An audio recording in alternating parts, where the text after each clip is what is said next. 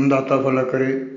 मैं करीब 2 साल से आप जी के साथ आध्यात्मिक यात्रा के बारे में चर्चा करता आ रहा हूँ।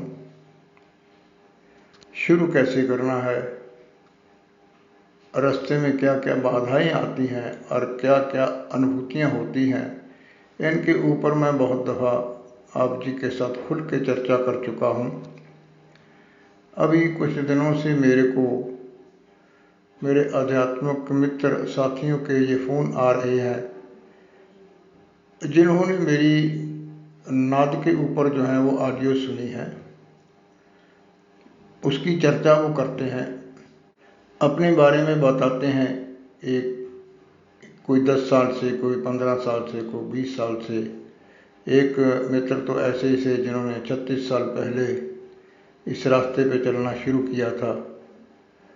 तो जब उनको नाद सुनाई देने लगा तो उन्होंने मेडिकल का सहारा लिया उसको बंद करने के लिए, लेकिन उनको जो है वो सफलता नहीं मिली, क्योंकि ये नाद जो है ये परमात्मा की तरफ से आता है और आत्मा को अपने साथ मिलाने के लिए ये परमात्मा ने अपना एक साधन बनाया है। तो नाद को पैदा नहीं किया जा सकता। बहुत से लोग कहते हैं कि हम मेडिटेशन कर रहे हैं, मेडिटेशन की क्लासें ले रहे हैं, हम नाद के ऊपर जो है वो फोकस कर रहे हैं, हम नाद को सुनते हैं, पैदा करते हैं। ये नाद पैदा नहीं किया जा सकता, ये तो परमात्मा की कृपा है। स्वतः अपने आप जो है ये परमात्मा की तरफ से आता है। तो कुछ लोग मेरे को ये फ़ोन पे कहते हैं कि जब हम बैठते हैं तो हमें कुछ शरीर की जो प्रॉब्लम्स होती हैं, जैसा मैंने यात्रा के पहले भाग में कहा था कि सबसे पहले जो है हमें शारीरिक तो रूप से अपने आप को जो तैयार करना है, उसको क्या करना है कि बहुत से साथी जो मेरे को फ़ोन पे अपने बारे में बताते हैं, कहते हैं कि हमारे दिल की तरफ दर्द होता है, हमारे सर में दर्द होता है, हमारा सर घूमता है और न जाने क्या क्या झटके लगते हैं। ये बहुत सी बातें वो कहते हैं। जब मैं उनसे पूछता हूँ कि झटके लगते हैं, हाँ जी लगते हैं, कहाँ लगते हैं, सर में लगते हैं, बदन में लगते हैं, क्या होता है शरीर। और इसमें जो एक भेद है जो आपको समझना चाहिए, मैं समझा देता हूँ, कोई बात नहीं, कि परमात्मा ने कहा है कि जो कुछ और तू जानना चाहता है तो इस बंदे से बात कर ले, क्योंकि मेरा ऑडियो पे नंबर दिया होता है। देखो मैं कोई इतना बड़ा विद्वानी या संत फकीर नहीं हूँ, क्योंकि मेरे पास परमात्मा की दी हुई जो है ना वो कृपा है, जिसको हम लोग पंजाबी में कहते हैं कि मेरे कोले साधगिरी का लाइसेंस नहीं है, पर मालिक की कृपा ना साधगिरी हैगी है।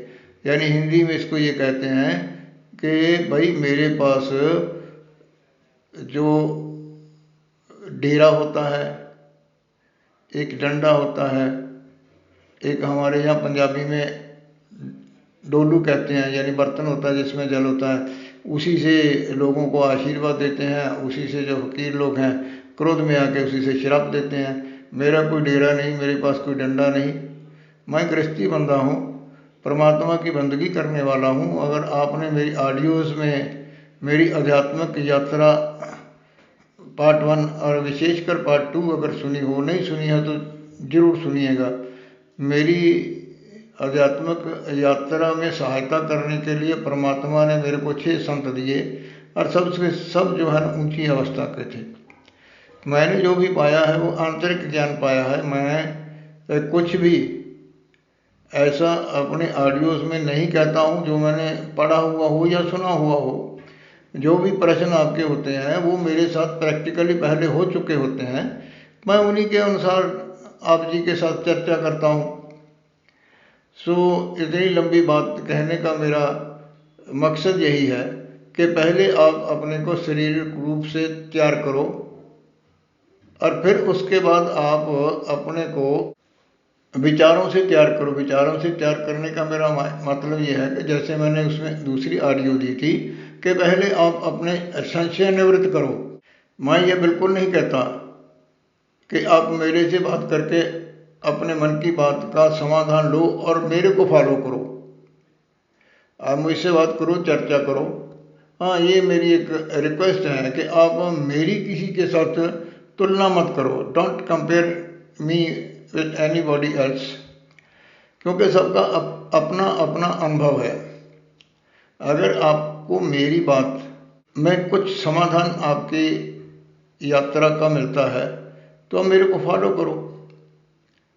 अगर आपने 2, 4, 10 बार मेरी ऑडियोज़ को सुन लिया है, उसमें आपको कुछ नहीं मिलता तो मेरे को छोड़ दो।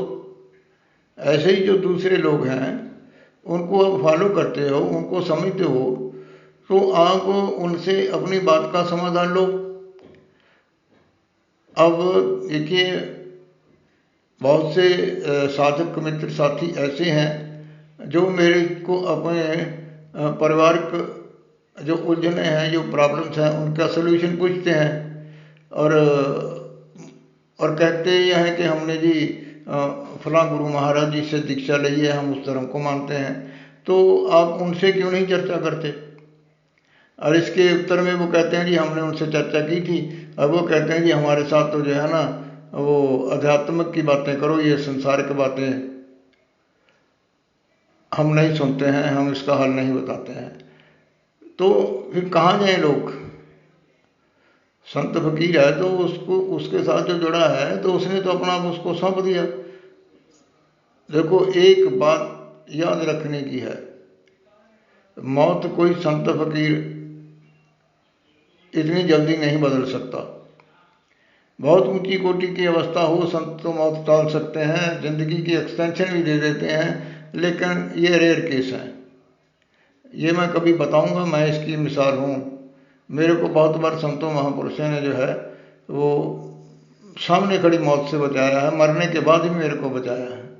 और मेरे पास, मैंने एक बार ऑडियो में बताया था कि मेरे पास डेट लिखी हुई थी कि इस तारीख को तेरा जीवन खत्म है, लेकिन अगले दिन एक्सीडेंट हुआ तो मेरे गुरु महाराज ने मेरे को बचा लिया। इसके ऊपर ऑडियो में 2-3 बार आगे जिक्र हो चुका है।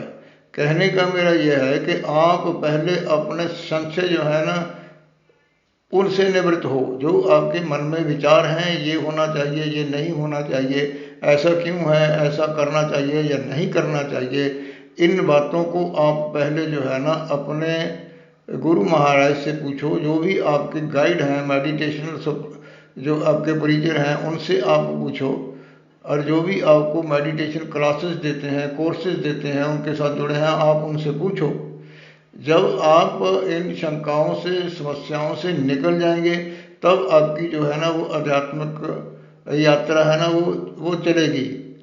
बातें तो और भी हैं, प्रिकॉशंस तो और भी हैं, लेकिन मैं इन प्रिकॉशंस के ऊपर ज़्यादा आपका समय देना नहीं चाहता। ये 1 और 2 और 3 ये जो मैंने ऑडियो दिए हैं, इनको आप सुनिए। आपके शहरों में जो आपके ग्रुप हैं, जिनसे आपको पोस्ट आती हैं, मैसेजेस आती हैं, तो आप उनमें इन मेरी ऑडियोज़ को डालो, ताकि और जो लोग उलझे हुए हैं तो उनका भी भला हो सके। तो बाकी जो है, एक बात विशेष और है कि हमारा ये शरीर है, ये जो जन्म है, इसमें 2 बातें हैं जो पिछले जन्म की साथ आती हैं। एक तो है वो कर्मों का जो फैसला है, जो कर्मों की गति है, जो कर्मों के अनुसार इस जीवन में होना है, वो पिछले जन्म के किए हुए कर्मों को हमने इस जन्म में, अच्छे हैं या बुरे हैं, उनको भोगना है। और दूसरा जो है, जो पिछले जन्म में तपस्या साधना की है, उसको इस जन्म में जो है ना वो आना है। ना तो पिछले जन्म की तपस्या का नाश होता है और ना पिछले जन्म के कर्मों का नाश होता है। और जैसा मैंने कहा कि मौत जो है वो अटल है, लेकिन मौत तक पहुंचने का जो रास्ता, यानी जो सफ़र है, उसमें रोग हैं, शोक हैं, उसको जो है ना वो परमात्मा की बंदगी से या संत कृपा से उसको ख़त्म किया जा सकता है। रोग चाहे कुछ भी हो, अगर आपको कोई पूर्ण संत सतगुरु मिल गया तो वो उसका समाधान बता देगा। ऐसे करो, इससे जो है ना आपको आराम आएगा। आराम उसको आएगा जिसका विश्वास होगा। परमात्मा के ऊपर विश्वास होना, अपने गुरु महाराज के ऊपर विश्वास होना, और परमात्मा के जो लोग इससे पहले हुए हैं संत महापुरुष, उन्होंने जो समाधान बताए हैं, जो मंत्र बताए हैं, जो और बातें बताई हैं, उनका हमको पालन करना है। और विश्वास के साथ, भावना के साथ तो समाधान हो जाता है।